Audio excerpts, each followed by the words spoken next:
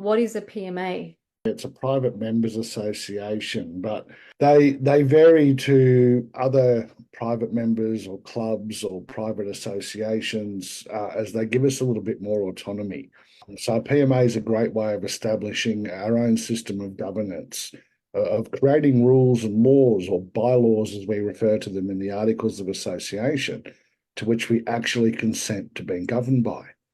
Now, this is opposed to all the BS that's imposed on us, to which, of course, none of us consented to being governed by.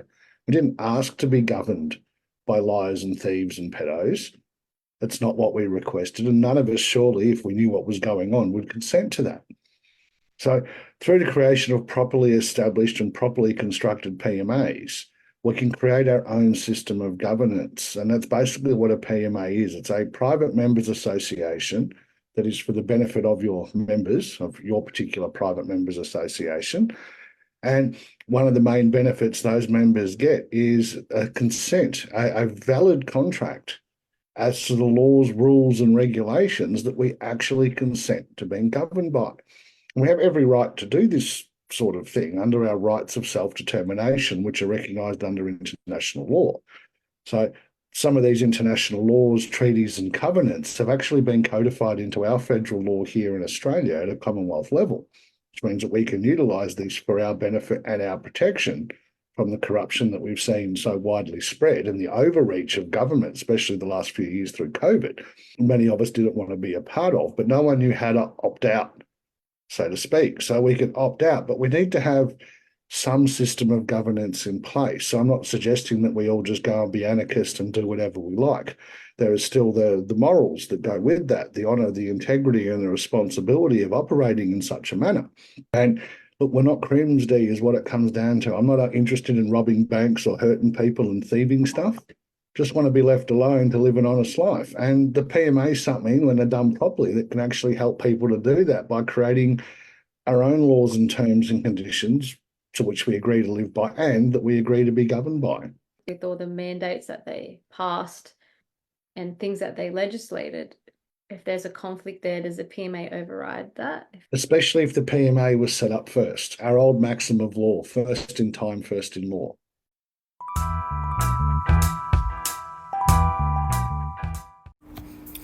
Comprehending the lawful framework for a private members association, or PMA. A private members association is a unique non-government, non-profit, unincorporated entity structured to serve the collective benefit of its members, focusing on their shared interest and well-being. When properly established with clear, well-drafted bylaws, a PMA offers its members the rights to self-governance, self-determination, and freedom of association, and to operate outside the constraints of public authorities. However, to ensure its lawful legitimacy and shield it from unnecessary governmental interference, it is crucial that the PMA be rooted in real international treaties, covenants, principles, and binding lawful rulings. The following explanation provides a comprehensive overview of how PMA operates, why its funds are not considered profit, how international lawful frameworks validate its self-governance, and the steps necessary to ensure your PMA is correctly structured for lawful success anywhere in the world. What is a private members association? A private members association is a non-government, non-profit and unincorporated association formed by individuals who freely choose to associate for a common purpose. PMAs are fundamentally different from corporations or government-controlled entities, as they are not created to generate profit for shareholders or owners. Instead, they operate within the realm of private membership, meaning members voluntarily join and can opt out at any time. A PMA is created to serve the specific interest of its members, which may include educational programs, self-improvement resources, or other collective projects that benefit the group or its members. Notably, any funds raised by the PMA are reinvested into the organisation and its activities, not distributed as profit to its members. This reinvestment into the association's mission is a core element of its non-profit status, which differentiates it from a business or corporation. Purposes of a PMA: benefit to members and services to society. It is essential to clarify that the purpose of a PMA is not to evade taxes, but rather to serve a much higher purpose: to benefit its private members and contribute positively to society through ethical means. PMA exists to 1. Benefit its private members. The core purpose of a PMA is to provide resources, support and services to its members. This can include educational programs, self-improvement resources or other activities designed to enhance the lives of its members. 2. Do no harm, cause no loss. A PMA operates ethically, ensuring that its activities do not cause harm or loss to any individual or group, whether within or outside the association.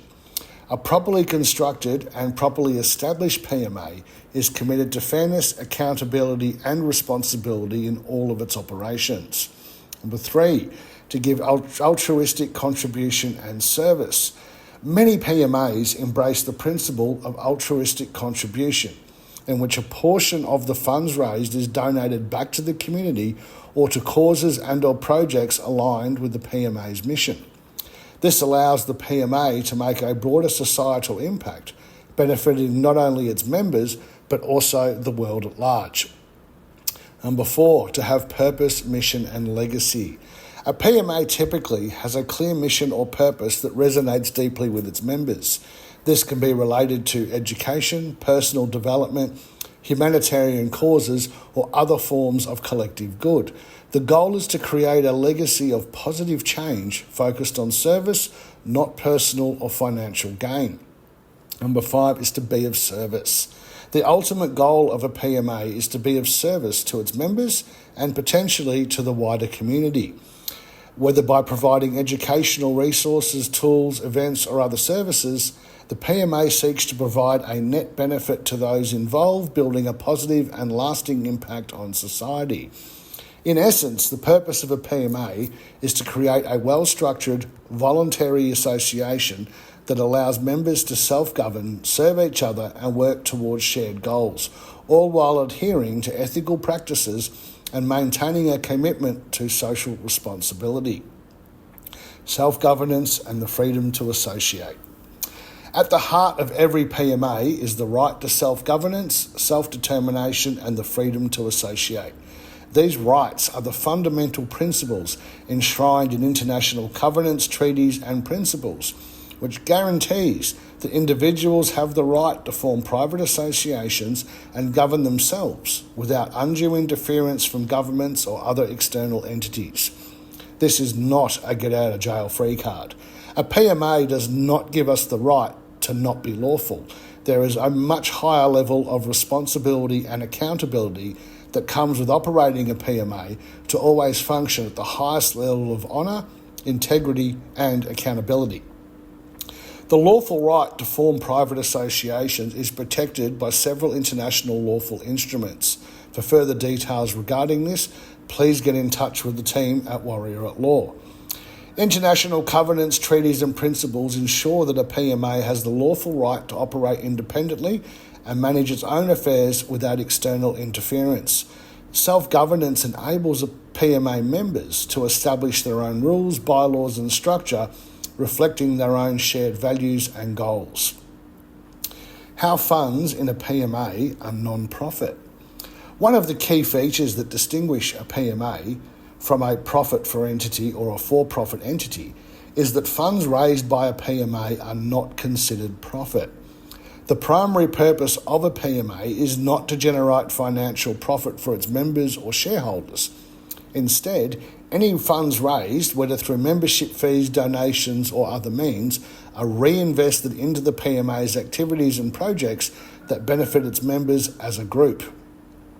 Here's why funds generated by a PMA are considered non-profit.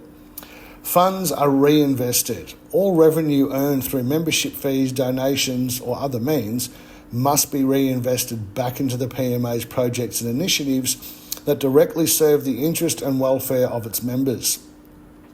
These can include educational programs, self-improvement tools, community services and more.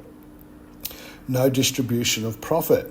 Unlike businesses or corporations that exist to generate profit for shareholders, no member, shareholder or external individual in a PMA receives a financial distribution or dividend from the PMA's funds.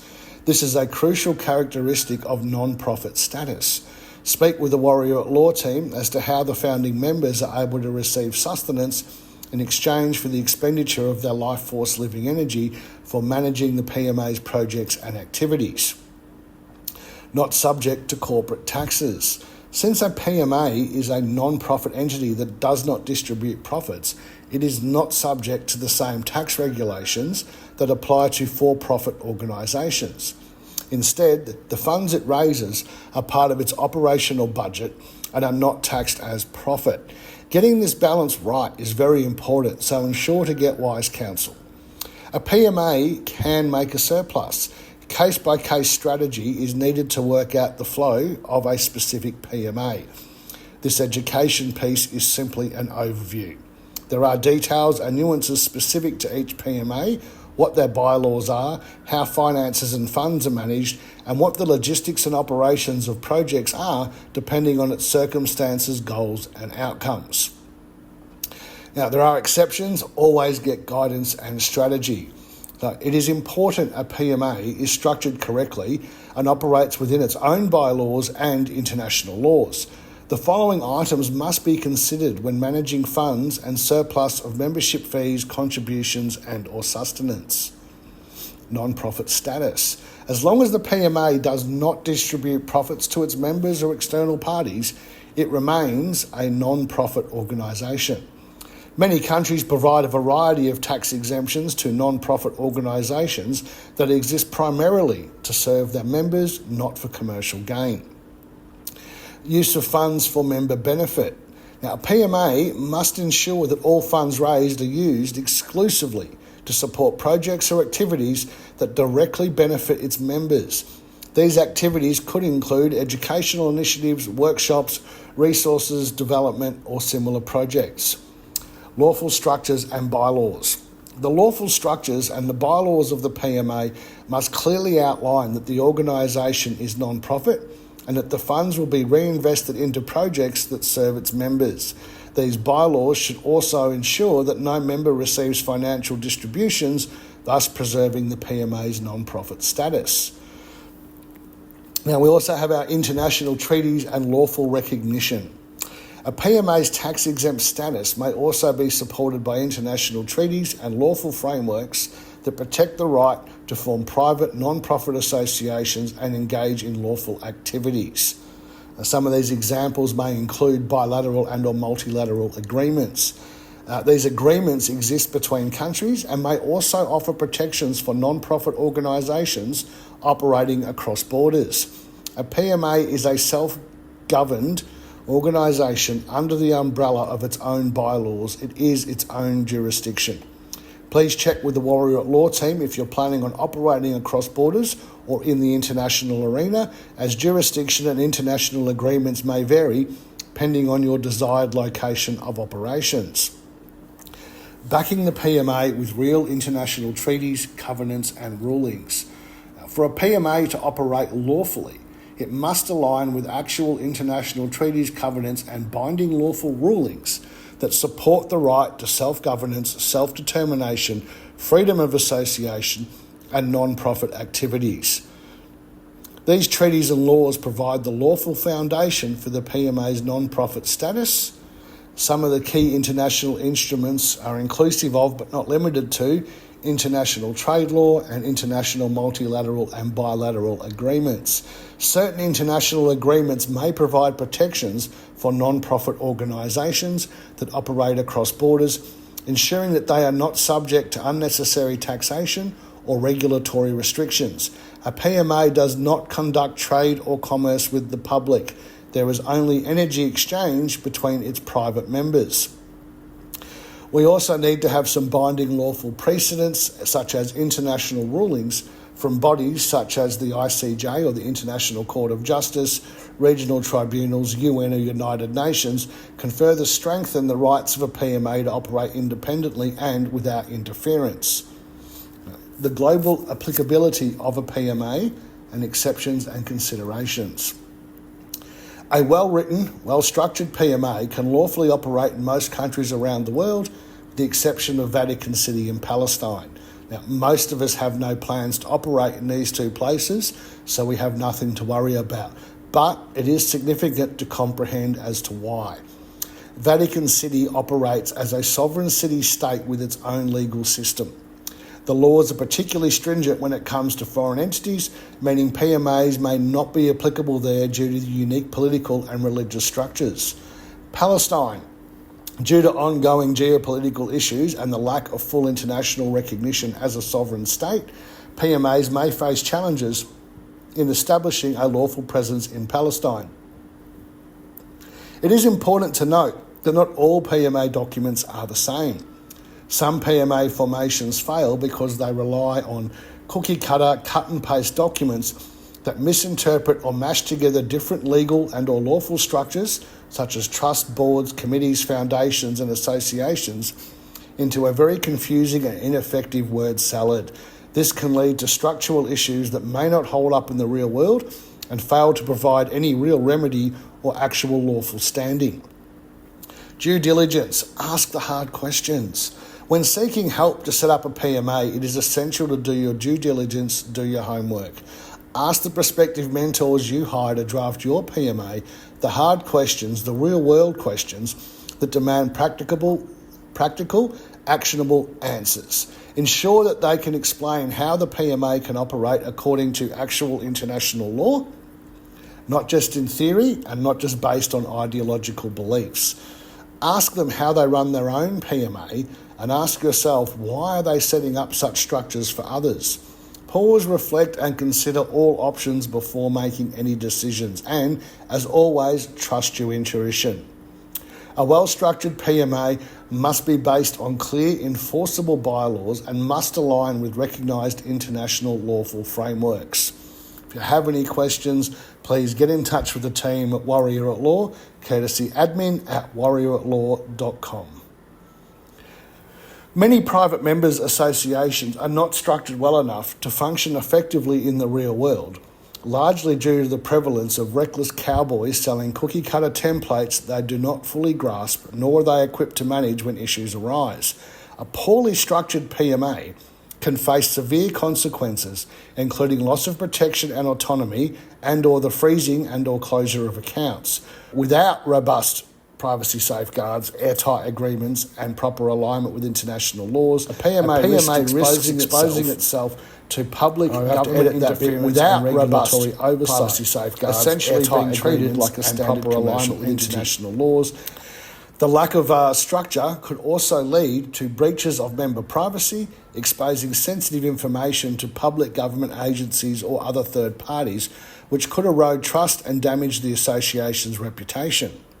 Furthermore, if agreements are not clearly defined, members may inadvertently subject themselves to public jurisdiction, resulting in conflicts and unwanted liabilities. Additionally, without recognition under international treaties, a PMA may struggle to operate cross-border or face challenges in multiple jurisdictions, leading to operational instability. The combination of these risks, vulnerabilities, liabilities, privacy breaches, and reputational damage highlights the importance of a properly structured PMA.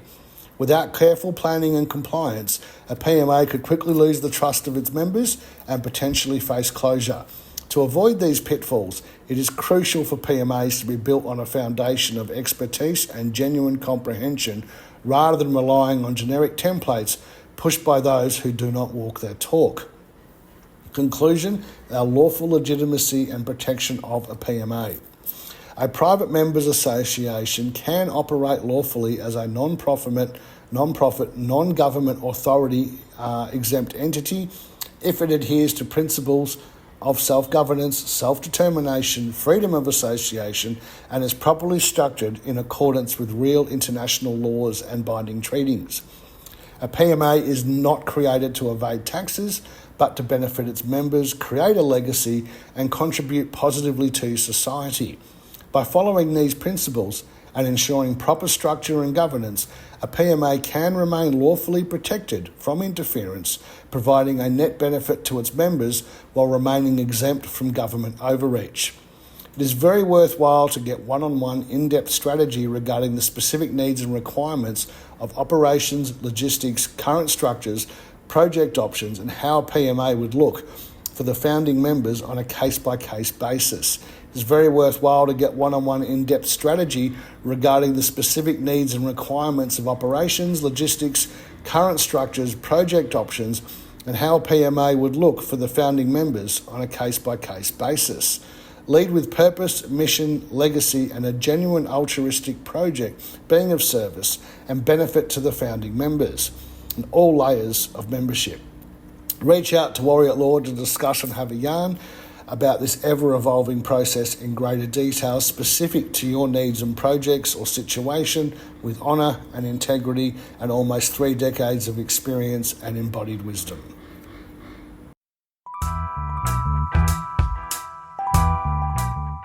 How's the PMA different to the UCC? So the 2 different areas we're playing in. The PMA is to cover the living, the UCC is for the dead, for your fictitious man of straw, for this all caps name, this person, creature of statute, is what we call an ens legis creature at law, something that derives its existence entirely from the law, legal fiction, or the statutes. Now, it's not where we derive our existence from, D. So then it raises the question, going back to our God-man government frame, how is it these statutes have authority over we, the people, and the living? The short answer is they don't. But what they do have authority over is the person, this fictitious creature of statute that wasn't created by God or nature, sometimes even referred to by the courts, which is hilarious, as a natural person.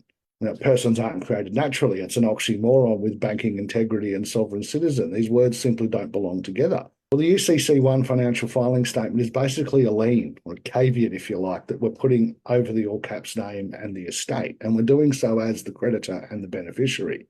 So the UCC process that we help people through helps undo that and switch it back to the way it should be, where the straw man, or this man of straw, this fictitious person, they're the debtor and the trustee, and we maintain the position of creditor and beneficiary. It's only we, the living, that can create and produce anything of value. That's what gives us credit, not debt. A person, for example, cannot come and build you a house or a garage or a shed. The living has to do that, and they use that life force living energy, which we're the only ones with any equity in, of course, to create or produce things of value in order to earn credit, not debt.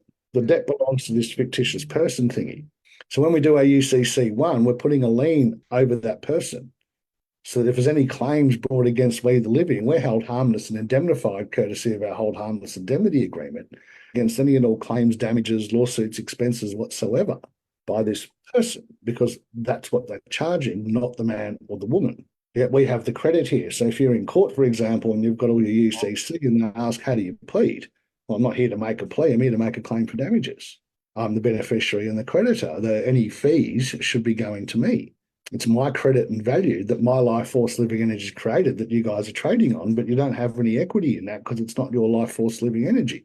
So we place a lien over it via the UCC with some other docs that go with it in order to protect us from such fraudulent claims against the living, when the UCC is really a way of protecting the dead fictitious persona, and the PMA is a way of looking after the living. Could you use them in parallel with each other, where the PMA protects the members or in the private, and then the UCC protects you in the public and your assets and all that? Absolutely. So yeah, your assets will be listed in the security agreement, so you've got a lien over there. So let's say Revenue New South Wales turn up at your place, D, and say, D, you haven't paid your fines.